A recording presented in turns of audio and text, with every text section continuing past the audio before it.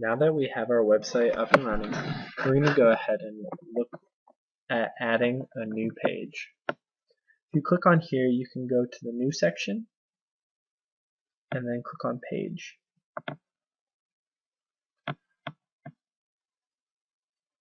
Here we'll click on all pages just to see so that it makes sense. But right now there are only two pages. There's title and about. I'm going to make a new page that has some assignment info, and then we'll be able to post assignments to that page. So I'll add a new assignment page. I'll call it assignments,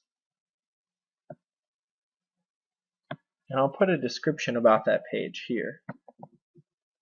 Now you guys can add pages as you like, or you can just keep the about and then the title page.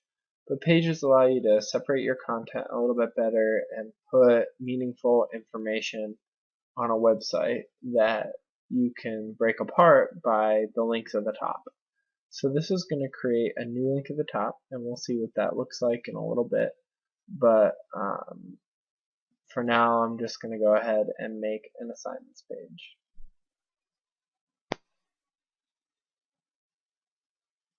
Alright, and once you're done, you just click on publish. And there are a few options here. You can save as a draft, you can make it private so that only people that have the link can access it, but we're just going to do most of our stuff public, and we'll go ahead and publish that. So now if we go back to our website, sometimes it's easier to navigate if you have the web page open in a dedicated page, and I might do that a little bit later. But here, if we just go and open a new page and go dkindemo.wordpress.com, we can see our web page without having to try to figure out what button to hit to get to the view mode. So see, now we've added assignments. Here's the about page, and here's our new assignments page. So it just has that sentence for right now, but there are ways to post within this page, and we'll look at that probably in the next video. Here's a feature of WordPress. People can leave replies on your posts, and this is called commenting. So people can read your stuff and then post what they think about it right below it, and you'll get notified of these comments. You can turn comments off for specific pages, but the comment system allows you to interact with your audience in a way that is kind of nice. I will probably go through and make comments on your web pages using that method. Alright. Let's go back to the dashboard.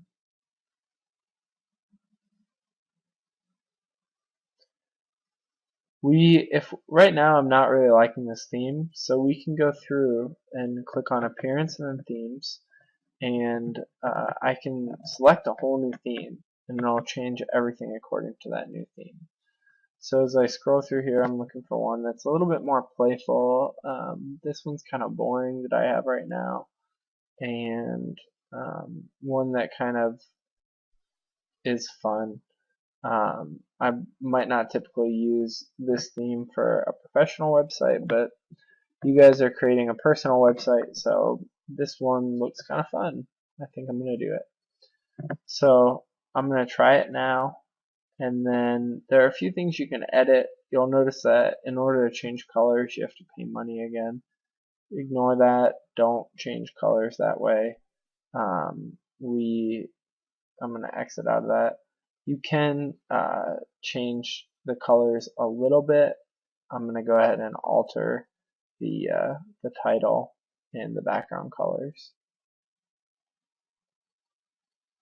Oh, sorry. Alright, I'm going to go ahead and alter the title and the background colors. That does not cost money to do. It costs money to alter all of the colors in a theme. So I really like the dark red and a little bit darker gray. So that's what I'm going to pick for the post and then the background. Do a little bit darker gray.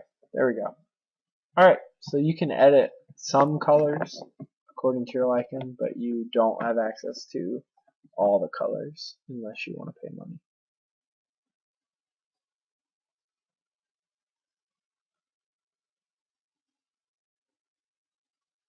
Let's move on.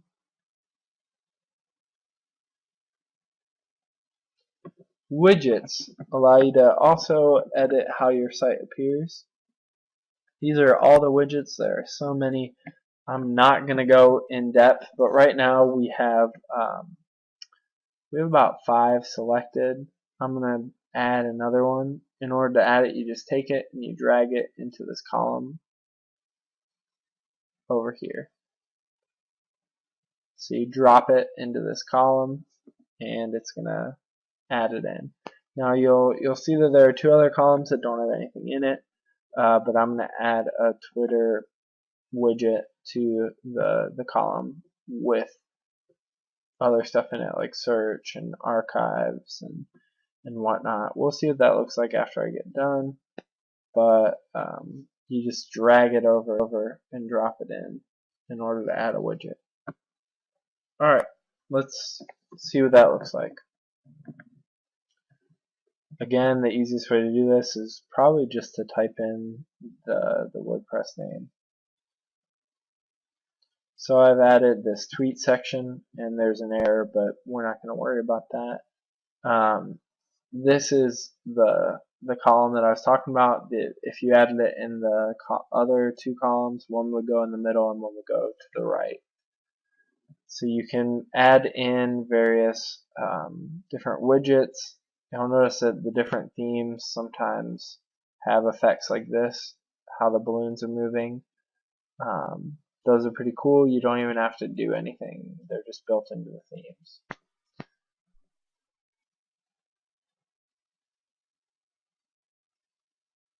Alright, links can be used to link to other websites. I'll demonstrate that in the next post, I think, how to link to a YouTube site.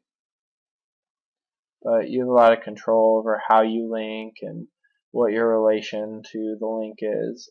All of this feeds into searches like Google that looks at what sites link to your site, what sites you link to, and decides which sites are the best sites to display when people search. This holds 3 gigabytes in the media library, and that can be used to upload videos that you want to put on your site. 3 gigs isn't a lot, but it's enough for the purposes of this class. Here you can see all your posts, and right now we've only made posts in the uncategorized category. Let's go ahead and add another category. So if we edit this post, we can go over to the categories over here and we can add a category. And I just add announcements, and I'm going to add assignments.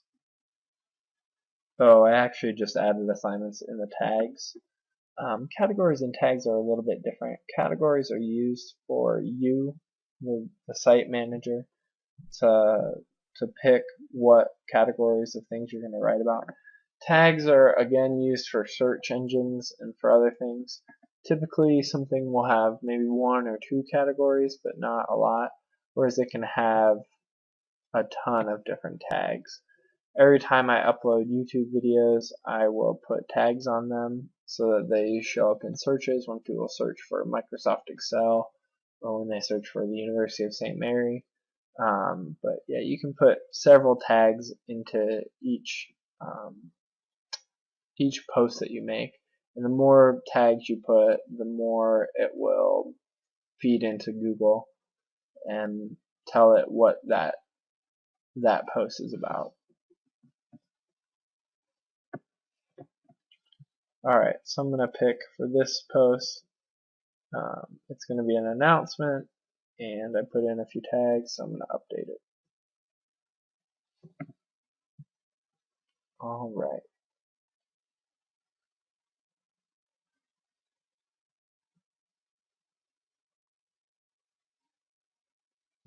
And here we'll look at stats of the pages. Obviously, I just made this website. There will be 0 stats. But there's a lot of information that can be displayed here. You can see how many visitors you have. You can see what time of day they typically come. You can see how many you get per day, and that'll be a nice graph. Here is a quick way to post. You can make a whole bunch of different types of posts. I'll make a video post since we already made a different type. Alright, I'm going to select a photo, and we'll go into pictures, and then I'll just post a really delicious thing that I typically make for breakfast. And here I'll make it a simple title, best breakfast ever, and I'll caption the photo with a description on how to make this. So you can post photos here, and it's really simple. You just have to have them on your computer. There's another option to post from another website, but we're not going to worry about that. Alright, so I've added the photo, I've added a title and a simple summary.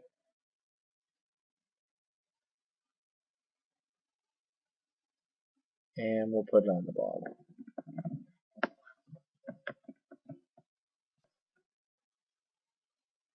Alright, and there it is, right there on the blog. So go ahead and practice just making posts, play around in the settings, play around in the dashboard, get a hang of what WordPress has to offer. Alright, the next video is just going to be a few more posting stuff, but this pretty much covers most of it.